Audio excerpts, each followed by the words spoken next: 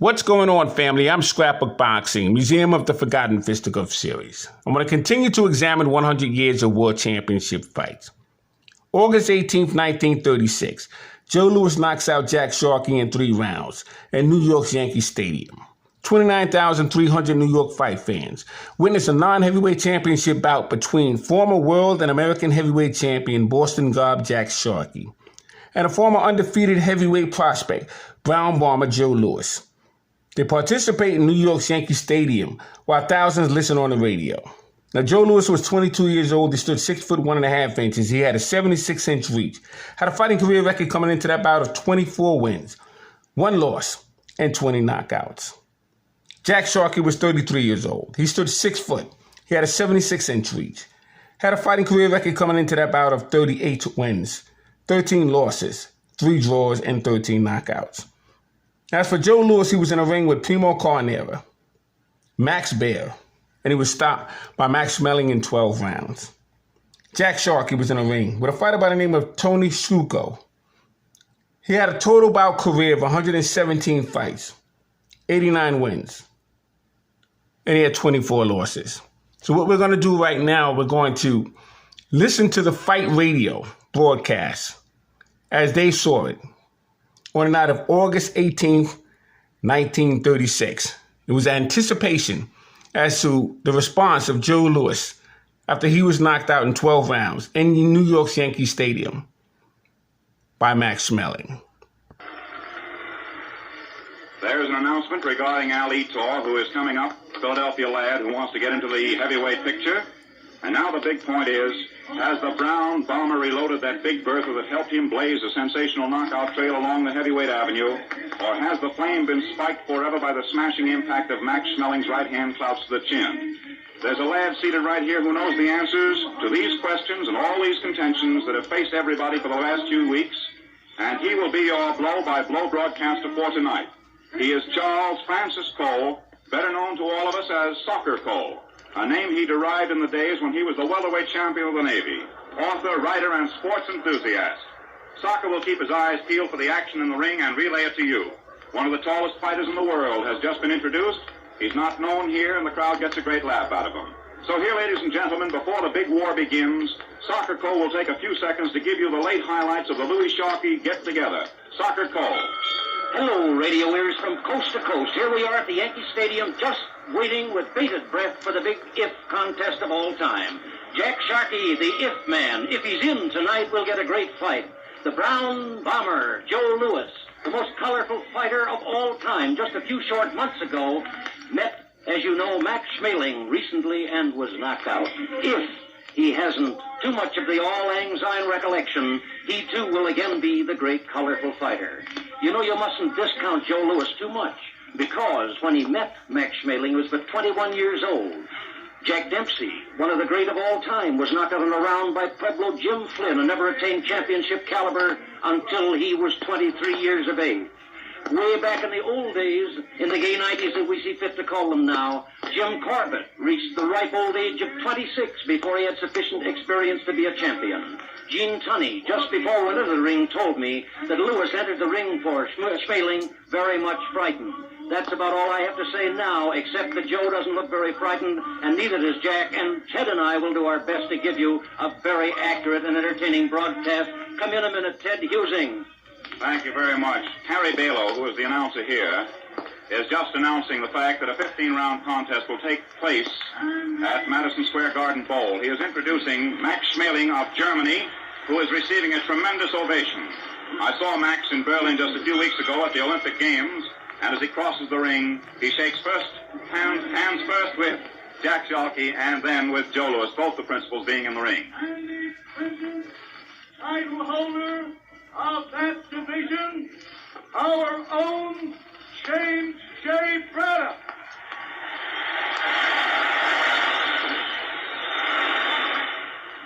James J. Braddock hasn't entered the ring as yet. You probably heard the report today that he's going before the Boxing Commission to ask for a delay of the championship bout because of an injury to his hand, and as yet he hasn't come into the ring. The boys are in the ring. I know that Soccer's looking them over very carefully, and in a few moments I'm going to ask him to tell you what their conditions are. One of them is obscured from us. Wait a minute, here's an announcement again from Harry Balo, but Soccer, you can take it in the meanwhile. All right, here they are. Sharkey, weighing 197 1/4 pounds, is lighter than he's been for any of his recent contests. Joe Louis at 199 3/4 is heavier than he has been. He's sitting over in his corner now, wrapped in a brilliant blue with a crimson band bathrobe. And he looks as though he's ready to go the fight of his life. Right over my head, perhaps you hear as an overtone the voice of the announcer, Harry Bellow, is the great little veteran and champion of the ring, Tony Canzaneri, about to be introduced. I don't want silence on the air, and I don't know whether or not you're picking up the voice of Bellow. Johnny Buckley, manager of Jack Sharkey, is standing. You can hear the ovation now, giving Tony Canzaneri, the lightweight champion. He walks across the ring and shakes hands with Joe Louis. Johnny Buckley, Sharkey's manager, is standing in Lewis's corner, watchfully, but with due confidence that all rules will be respected. In the opposite corner, now you're getting the announcement of the main bout. Ted, suppose you take this for a minute, please. All righty, all we have to do is listen to Harry Bellow. Eddie Forbes, timekeeper, George Bannon, counting the knockdowns at the bell, Frank Fulham, refereeing Arthur Donovan. Wearing purple trunks from Boston, weighing 197 1/4, former world heavyweight champion in a successful comeback campaign, who hopes to ultimately be privileged to meet the champion again, Jack Sharkey.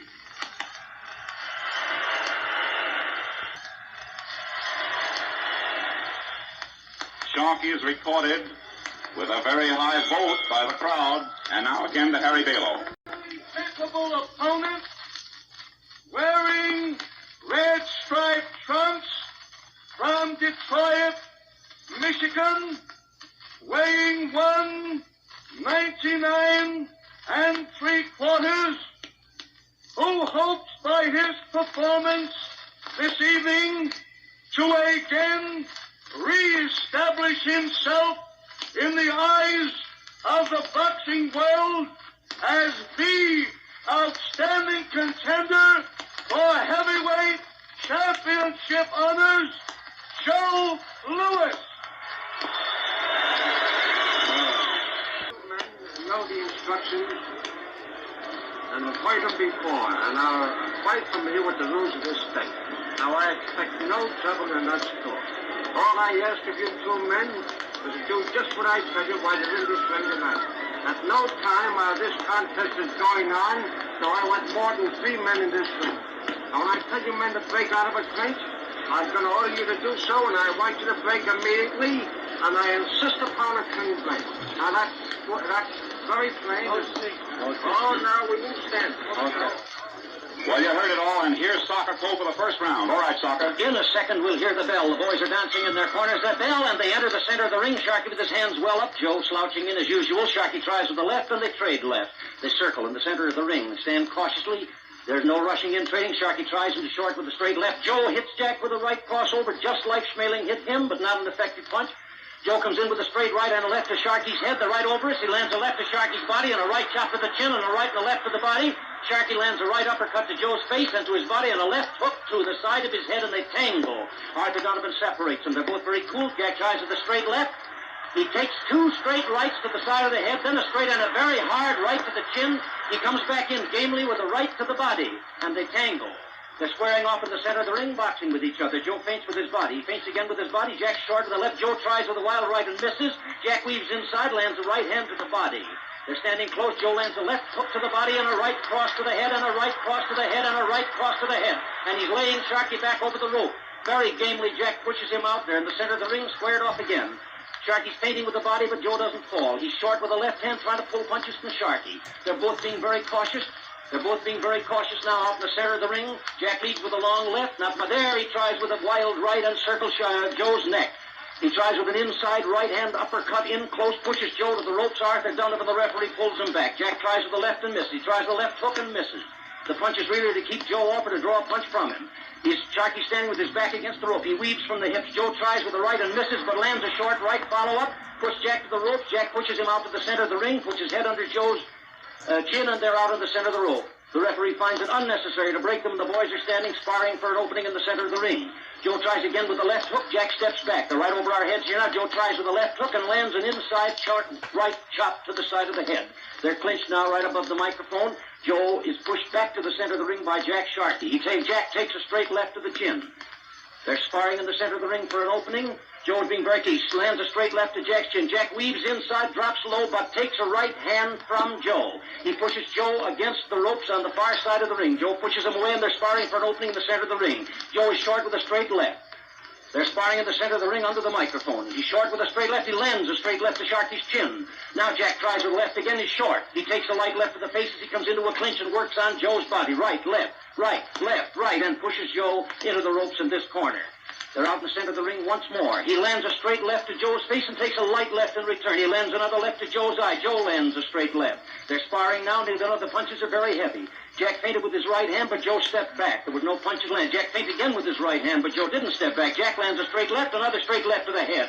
Not heavy punches. He's pulling some punches from Joe now. He's feinting very cleverly and very scientifically, weaving with the body and feinting with the hand.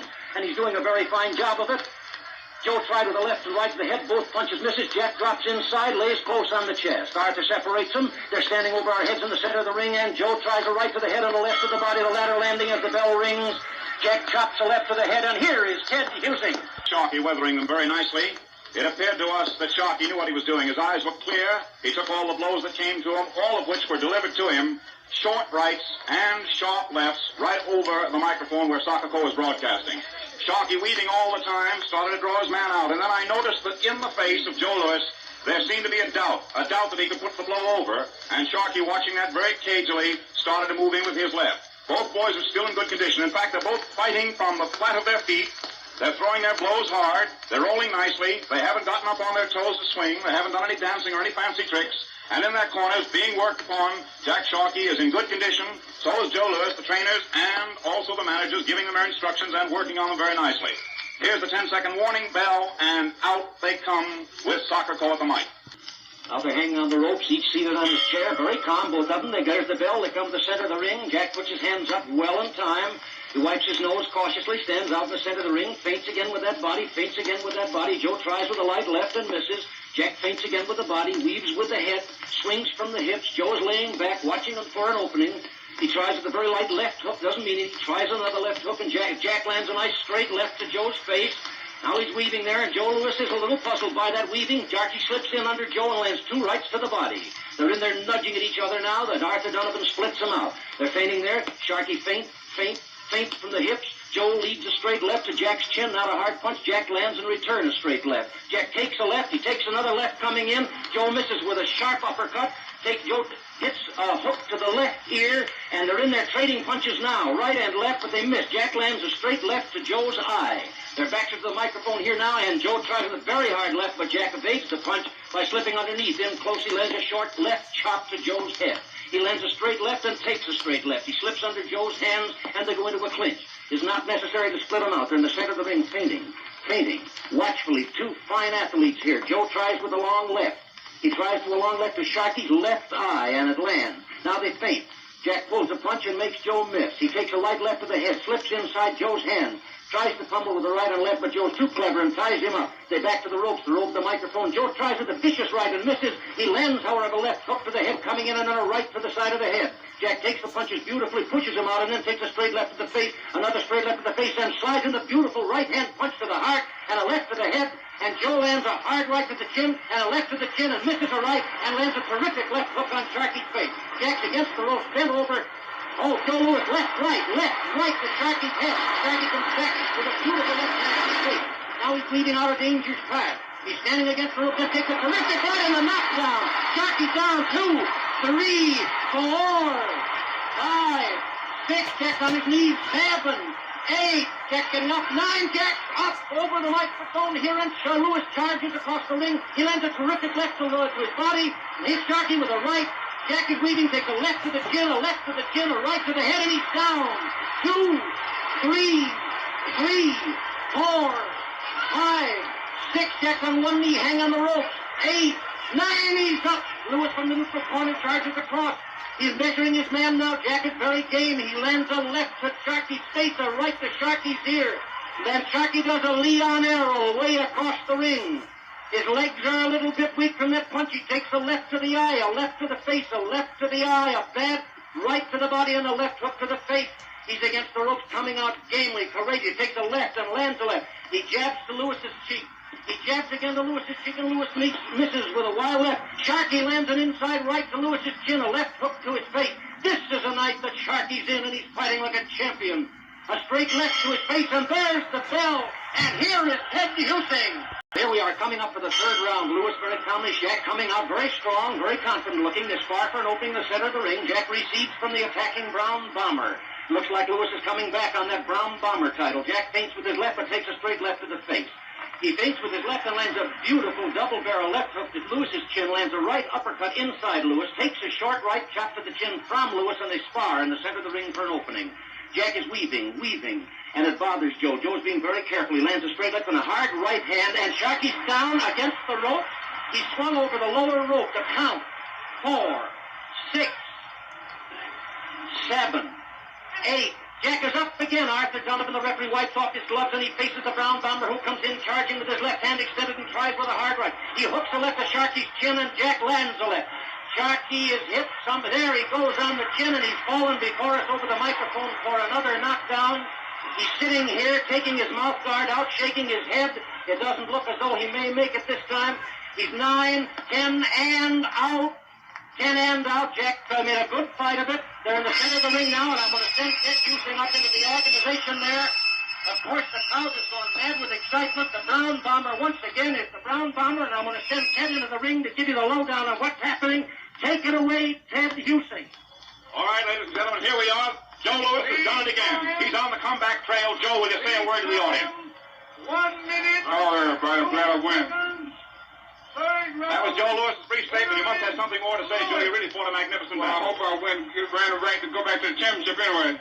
Fine out, Joe. Okay. Joe Louis just been pulled out by Harry Balo. And if I take a look across the ring, I'll see if it's possible to get over to Jack Sharkey if he isn't in too bad condition. Take a look and see what Jack might have to say over here. Jack Buckley's working on him. He's still out, ladies and gentlemen. He's being taken care of.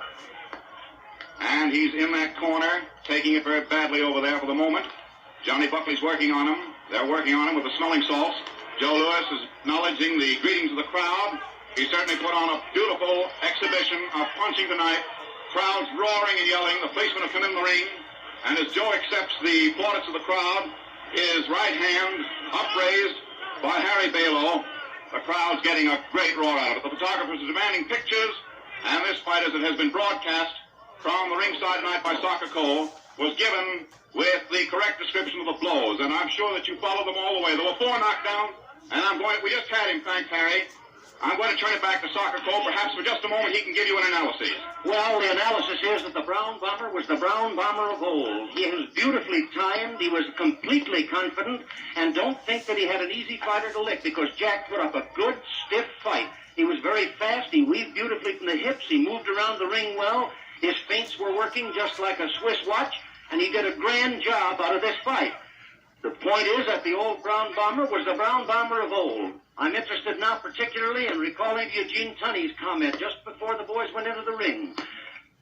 This Joe Louis is the best prize fight prospect that has been seen in a great many years. What happened in the Schmeling fight may have been overconfidence or may have been any one of a dozen things.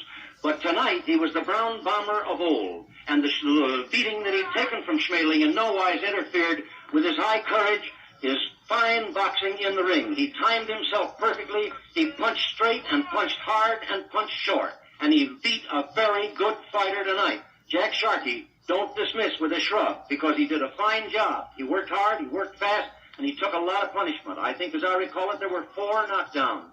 And Jack got up from all of them and tried to get up from the last one. They're leaving the ring now.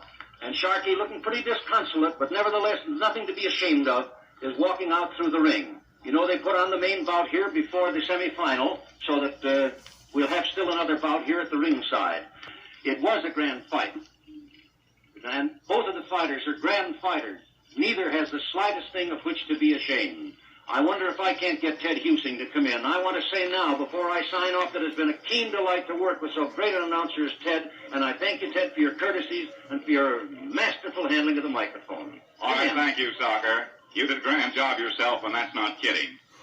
Now Joe Louis is in his dressing room, and I'm going to turn the microphone over to Paul Douglas in the dressing room. Thank you, Ted Husing. Here we are in the dressing room. We're kind of crowding in along lots of friends here. Joe, tell everybody everywhere just how you feel right now. Oh, I feel fine. I feel like I believe someone else is going to fight for my comeback again, fight Mellon again. Are you very tired right now? No, I feel fine. Really feel strong, like nothing had happened? That's right. Have you any regards to send our way? No, I appreciate everybody that trusted me that I'm still the same Joe Louis I used to be. Ah, that's a fine statement.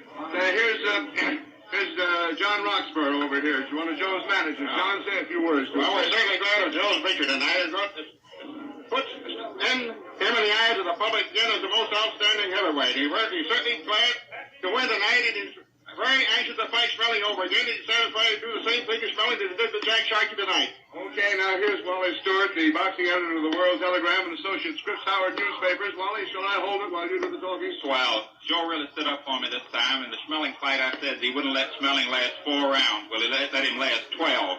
This time I said that the Sharkey man wouldn't go 5, and Joe stopped him.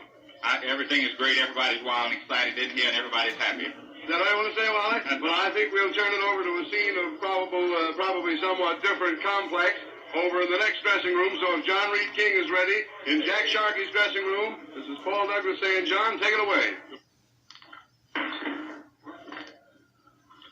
Ladies and gentlemen, a marked contrast to the scene in Jack Sharkey's dressing room is subdued in spirit. There's practically no noise here now except, of course, the flashing of camera shots of Jack as he's getting dressed. And just a moment ago, the doors of the dressing room broke open to admit Jack, accompanied by his trainers and a police escort, as they came directly right up to you from the ring. And now the room swarms with these newspaper reporters, as I said, and the faithful fans. And through the crowd, we try to worm our way across to the man who dominates this immediate scene. Ladies and gentlemen, I'd like to get a word from Jack Sharkey. Jack Sharkey, will you say a word?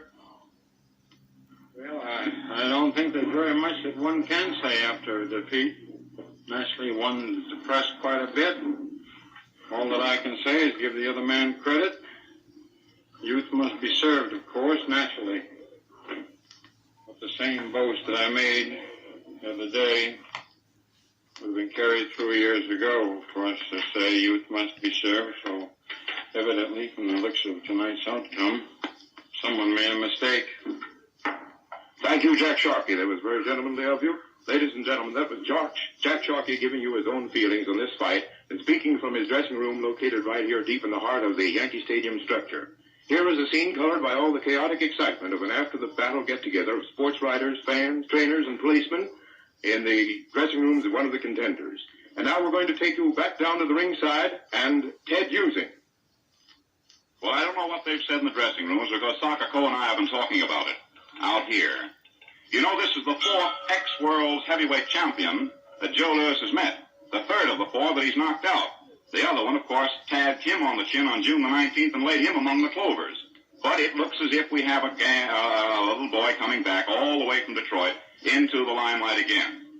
Well, it was a grand fight from start to finish. I got a tremendous kick out of it.